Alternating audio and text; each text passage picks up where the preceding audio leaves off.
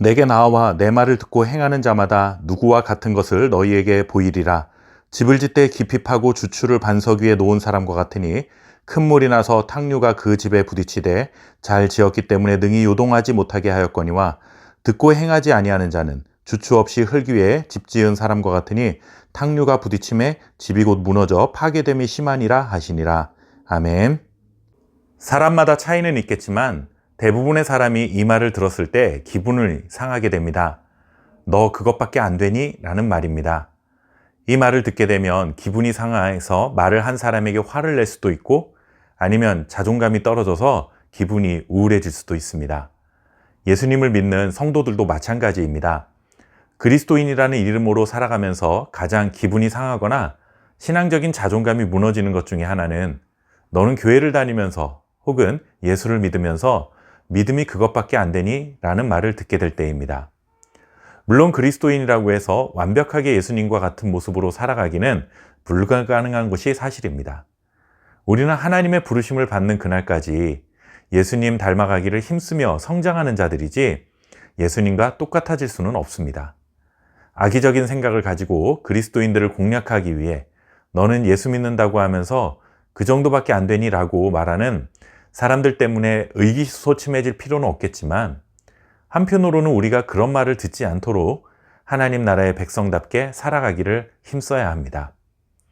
하나님 나라의 백성답게 살아가는 삶이 무엇인지 주님은 몇 가지 짧은 격언을 통해 귀한 가르침을 전해주셨습니다. 첫째는 맹인이 맹인을 인도할 수 있느냐 하는 것입니다. 특별히 이 말은 지도자와 관련된 말입니다.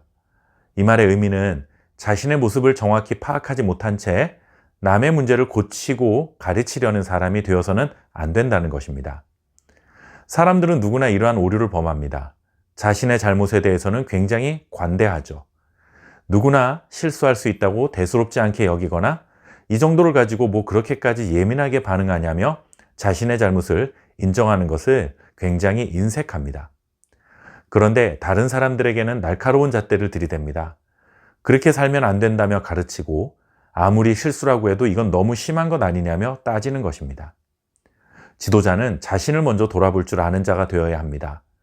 남의 잘잘못을 지적하고 가르치기 전에 자신의 실체를 볼 수 있는 눈이 있어야 합니다. 이어지는 격언도 비슷한 의미입니다. 남의 눈 속에 있는 티는 보면서 자기 눈 속에 있는 들보는 깨닫지 못하는 자입니다.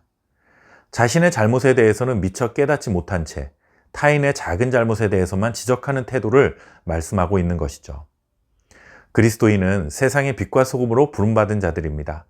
그런 의미에서 그리스도인이 되었다는 것은 곧 지도자의 위치에 서 있는 것과 마찬가지입니다. 다른 사람의 부족함을 지적하고 가르치기 전에 언제나 자신의 부족함을 돌아보는 저와 여러분 될 수 있기를 바랍니다. 이어지는 격언은 좋은 나무가 좋은 열매를 맺는다 하는 것입니다. 열매는 곧 행위입니다. 하나님 나라의 백성이라는 좋은 나무가 되었다면 좋은 열매, 즉 선한 행실이 있어야 하는 것은 매우 당연한 것입니다. 포도나무가 아무리 아름답게 보여도 포도 열매를 맺지 못하면 아무 소용이 없습니다. 믿음이 좋다고 다른 사람에게 인정받아도 선한 행실, 의로운 행실이 없다면 그 믿음이 진짜 믿음일 수 있을까요? 믿음과 행위는 뗄 수 없는 관계입니다. 동전의 양면과 같은 것이죠. 하나님의 은혜와 사랑으로 죄인인 우리들을 좋은 열매를 맺을 수 있는 좋은 나무로 만들어 주셨습니다. 그러니 선하고 의로운 행실로 좋은 나무가 되었음을 증명하고 살아갈 수 있기를 바랍니다. 마지막은 반석 위에 집을 짓는 자라는 격언입니다. 집을 지을 때 기초를 튼튼히 해야 홍수가 나도 집이 무너지지 않습니다. 이것 또한 앞선 격언과 마찬가지로 믿음과 행실에 관한 주님의 가르침입니다. 입술로 주여 주여 외치는 것은 주님의 말씀을 듣기만 하고 행하지 않는 자입니다. 주님이 성도들에게 기도하는 것은 주님의 말씀을 듣고 들은 말씀을 행하는 것입니다. 말씀을 듣기만 하는 자는 기초를 다지지 않고 집을 지은 자이기 때문에 쉽게 집을 짓지만 쉽게 무너지게 됩니다.